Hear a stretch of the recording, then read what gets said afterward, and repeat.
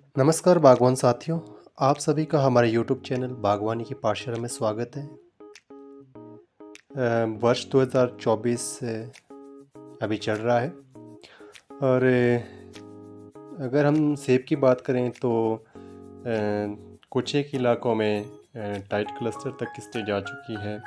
Half inch भी कहीं चल रहा है और कहीं पे अभी ग्रीन टिप भी चला है और एक बहुत ही जो निचले क्षेत्र है वहाँ पे पिंक बड की स्टेज भी आना शुरू हो गई है शुरुआती तौर पे। तो सबसे पहले तो आप सभी बागवान साथियों को इस साल के लिए शुभकामनाएं कि आप सभी की अच्छी फसल हो, अच्छा फ्रूट सेट हो और आपको बाज़ार में उसके अच्छे दाम मिलें। तो आज का वीडियो जो हमारा रहेगा ये पिंक बड जो स्टेज रहती है उस समय आपको कौन सी स्प्रे अपने बगीचे में करनी रहती है, इसके बारे में हम डिटेल में डिस्कस करेंगे कि कौन कौन से फंजीसाइड्स आपको यूज़ करने रहते हैं या कौन कौन से इंसेक्टिसाइड्स आपने यूज़ करने हैं या नहीं। और न्यूट्रिएंट की अगर बात करें तो न्यूट्रिएंट में बहुत सारा प्रॉब्लम लोगों को आ रही है कि कौन सा 1261 यूज़ करें, 1136-24 या यूरिया यूज़ करें या कोई और बायोस्टिमुलेंट यूज़ करें, तो उसके ऊपर भी डिस्कस करेंगे और साथ ही साथ कुछ एक नोट्स भी है उन पे भी डिस्कस करेंगे। तो चलिए वीडियो स्टार्ट करते हैं। वीडियो स्टार्ट करने से पहले आप सभी से रिक्वेस्ट है कि वीडियो को आप ज़्यादा से ज़्यादा शेयर करें और वीडियो को चैनल को सब्सक्राइब करते हुए अपने जो महत्वपूर्ण सुझाव है उनको कमेंट बॉक्स में कमेंट ज़रूर करें। तो पिंक बड स्टेज की अगर हम बात करें तो पिंक बड स्टेज पे जो सबसे पहले हमने फंजीसाइड जो यूज़ करने होते हैं उसमें हमने सिस्टमेटिक फंजीसाइड्स को यूज़ करना रहता है, जिसमें आप बेबिस्टिन का उपयोग करें। मोस्टली आप बेबिस्टिन पे ही ध्यान रखें क्योंकि मार्केट में थोड़ा सस्ता भी रहता है। अब तो महंगा हो गया बट बाकी के मुकाबले काफ़ी सही रहता है। बेबिस्टिन आप 100 ग्राम 200 लीटर पानी में इसका घोल बनाकर जो ये सारा जो शेड्यूल हम बता रहे हैं सारी चीज़ें आपने मिक्स करके एक ही ड्रम में स्प्रे करके डालने होते हैं। हम अलग अलग करके आपको बता रहे हैं कि फंजीसाइड में आप कौन कौन से यूज़ कर सकते हैं, इंसेक्ट में क्या यूज़ करते हैं, न्यूट्री इन सब चीज़ों में से आप एक एक चीज़ को सेलेक्ट करके एक अच्छा घोल बनाएं और उसके बाद उसकी स्प्रे करें। तो फंजीसाइड में आप बेविस्टिन यूज़ कर सकते हैं 100 ग्राम पर 200 लीटर के हिसाब से। और अगर आपके पास बेविस्टिन नहीं है इसकी जगह आप डायज़ोल, जिसमें डायफेनाकनाज़ोल रहता है, 30 ml प्रति 200 लीटर पानी में आपने इसको मिलाना है। या इस अगर आपके कॉर रॉट की प्रॉब्लम आ रही है, स्कैब की प्रॉब्लम आ रही है या पाउडरी मिल्ड्यू की प्रॉब्लम भी होती है, तो इसके लिए आपके लिए जो एक और अल्टरनेट रहता है वो रोको का आप यूज़ कर सकते हैं। रोको जिसमें कि थायोफेनेट मिथाइल 70% WP की फॉर्म में रहता है। इसका भी आप छिड़काव कर सकते हैं। इसकी अगर हम रेशियो की बात करें तो 200 से 250 ग्राम पर 200 लीटर पानी में इसका आप उपयोग कर सकते हैं। तो ये तीनों फंजीसाइड्स में से एक ही फंजीसाइड आपको यूज़ में लाना है। अब इंसेक्ट्स की बात करें, इंसेक्ट के लिए हमारा क्लियर सा एक सुझाव है कि इंसेक्ट आप बिल्कुल ना ही यूज़ करें। अगर इंसेक्ट आप उसी स्टेज पे करें अगर आपको लगता है कि हमारे इंसेक्ट का प्रकोप यहाँ बहुत होता है और इस बार भी आने वाला है या आपको दिख रही है उसके सिम्टम्स कहीं बगीचे में, तो ही यूज़ करें। थ्रिप्स आने का खतरा शुरुआती स्टेज में भी रहता है, तो थ्रिप्स के लिए आप अलांटो का यूज़ कर सकते हैं। लेकिन अगर जितना हो सके आप बच्चे, हम तो इसको भी यूज़ नहीं करते हैं क्योंकि हमारे ऐसे थ्रिप्स वगैरह की ज़्यादा प्रॉब्लम नहीं है। तो इंसेक्टिसाइड में आप ज़्यादा कुछ भी यूज़ ना करें। फंजीसाइड आप एक ज़रूर सिस्टमिक फंजीसाइड जो हमने बताए हैं वो आप यूज़ करें। उसके बाद न्यूट्रिएंट की बात करें या मिनरल्स की बात करें, मिनरल में आपने क्या यूज़ करना है। आप मिनरल के में जो पुरानी हमारी प्रैक्टिस है 126100 जिसको हम मोनो अमोनियम फॉस्फेट कहते हैं, उसको यूज़ कर सकते हैं। 1 kg 200 लीटर पानी में इसको घोल बना के इसकी स्प्रे करें।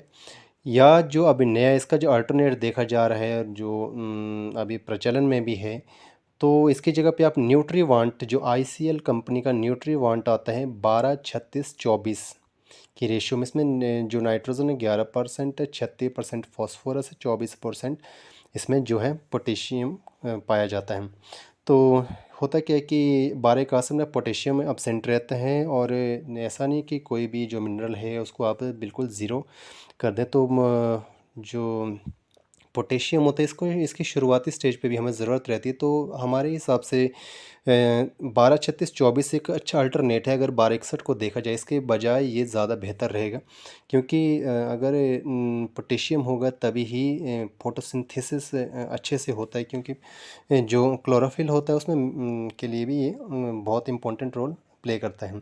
तो अगर 1261 की जगह आप इसको यूज़ करें तो ये भी अच्छा रहेगा, ये भी आपके पास एक अल्टरनेट है। तो इसका भी जो रेशो रहती है वो 1 kg पर 200 लीटर में आप यूज़ कर सकते हैं, या इसकी जगह आप यूरिया भी यूज़ कर सकते हैं। अगर आपके पास से अगर आपने और भी सस्ता काम करना है, ज़्यादा महंगा नहीं करना, तो आप यूरिया का भी 1 लीटर का 1 kg 200 लीटर में यूज़ कर सकते हैं।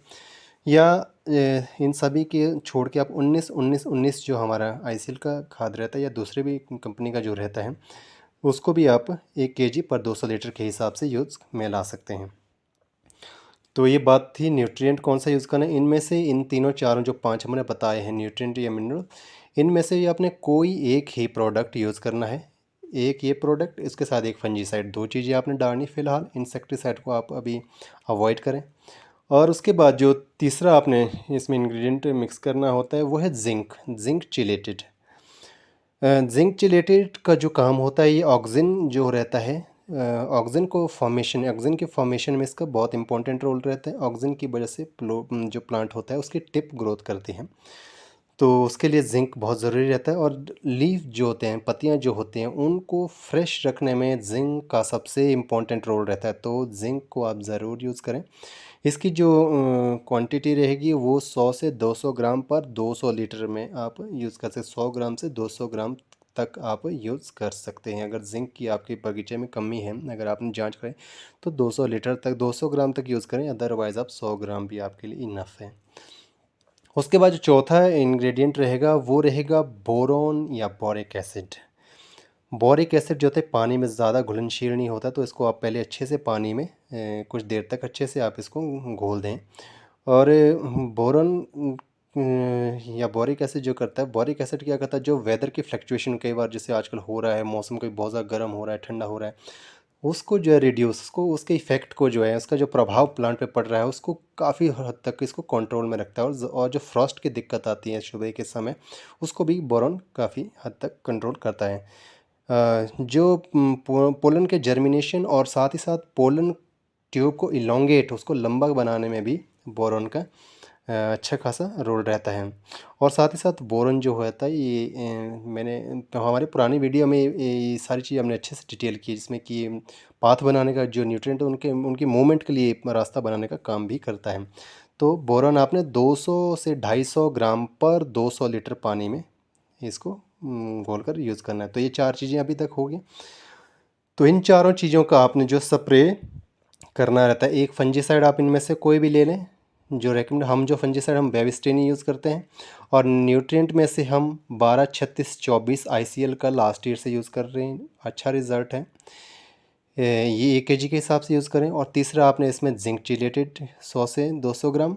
और चौथा जो आपने इसमें मिक्स करना है बोरॉन या बोरिक एसिड, इसमें आपने 200 से 250 ग्राम ऐड करना है। बस ये चारों चीज़ों का आपने एक अच्छा सॉल्यूशन बनाना है।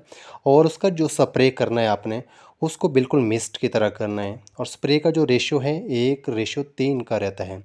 अगर आपका कहीं पे 3 ड्रम अगर आपके स्प्रे के लिए लगता है, तो वहाँ पे आपका एक ही ड्रम से आपने स्प्रे एज अ मिस्ट की तरह अपने बगीचे में करनी रहती है। तो इसकी रेशो 1:3 के रेशो में आप इसकी स्प्रे करें। और इसके अलावा जो अल्टरनेट रहते हैं, अगर ये आपने ये सभी चीज़ें यूज़ ना करनी, सीधे बायोस्टिमुलेंट्स जो रहते हैं उनको भी आप यूज़ कर सकते हैं। जैसे अमेज एक्सेल को आप यूज़ कर सकते हैं, 5 से 10% ब्लूम पर इसको यूज़ कर सकते हैं। जो मेगा फॉल होता है, इसको टाइट क्लस्टर स्टेज पे 400 ml 200 लीटर में। और उसके साथ ही आप बायोजाइम का जो फ्रूट प्लस रहता है, उसको भी आप पिंक वर्ड स्टेज पे बायोजाइम का फ्रूट प्लस से 500 ml पर 200 लीटर के हिसाब से यूज़ कर सकते हैं। और कुछ एक रिकमेंडेशन में इसको 300 ml पर 200 लीटर भी बताया जाता है। तो इन दोनों रेशो में से आप यूज़ करें। हमने तो यूज़ नहीं किया है, बट आप इस रेशो में इसको यूज़ कर सकते हैं। तो ये सारी चीज़ें थी पिंक बर्ड स्टेज। और पिंक बर्ड स्टेज जो मेन रहती है, पिंक बर्ड स्टेज आप सभी को ये चीज़ मोस्टली लोगों को पता है कि उस समय मानी जाती है जब आपके बगीचे में तकरीबन 5% या 5% से 10% के आसपास का जो फूल आ चुका होता है, उस समय पे एक कंप्लीट पिंक स्टेज आपके बगीचे में रहती है। तो उस समय आपने ये स्प्रे करनी है। एक फंजीसाइड बेविस्टिन, एक न्यूट्रिएंट कोई भी आप इनमें से, हम 12-36-24 यूज़ करते हैं, जिंक और बोरॉन का मिक्सचर बना के इस डोज में आप उसका स्प्रे एक मिस्ट की फॉर्म में 1:3 में करें। तो ये पिंक बड स्टेज पे आप स्प्रे कर सकते हैं। तो आज के लिए बागवान साथियों बस इतना ही। वीडियो को लाइक करें, कमेंट करें, चैनल को ज़्यादा से ज़्यादा सब्सक्राइब करें। Thank you.